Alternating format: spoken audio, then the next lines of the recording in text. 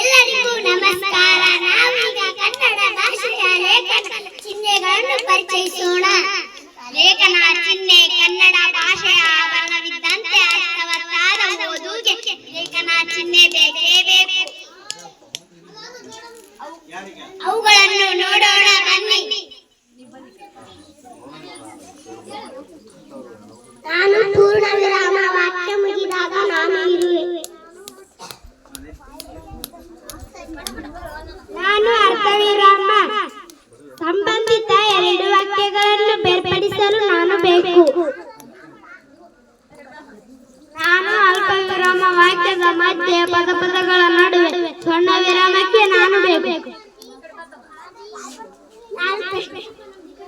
ನಾನು ಪ್ರಶ್ನಾರ್ಥಕ ಚಿಹ್ನೆ ಹೇಗೆ ಯಾರಿಗೆ ಎಲ್ಲಿ ಎಂದಾಗ ನಾನೇ ಬೇಕು. ನಾನು ಪ್ರಶ್ನೆಗಳನ್ನೇ ಮಾಡುವೆ. ನಾನು ಭಾವಸೂಚನೆ ಚಿಹ್ನೆ ನಿಮಗೆ ಸಂತೋಷ ಆಶ್ಚರ್ಯ ದುಃಖವಾದಾಗ ಅದನ್ನು ನಾನು ವ್ಯಕ್ತಪಡಿಸಲು ಬೇಕು. ನಾನು ಆವರಣ ಚಿಹ್ನೆ ಹೆಚ್ಚಿನ ವಿವರಣೆ ನಾನು ಬೇಕು.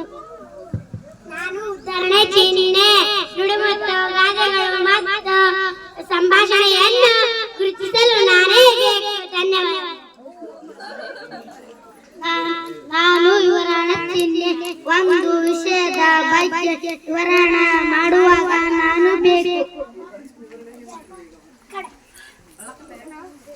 ಲೇಖನ ಚಿಹ್ನೆ ಪರಿಚಯಿಸಿದ ಗೆಳೆಯರಿಗೆ ಧನ್ಯವಾದಗಳು.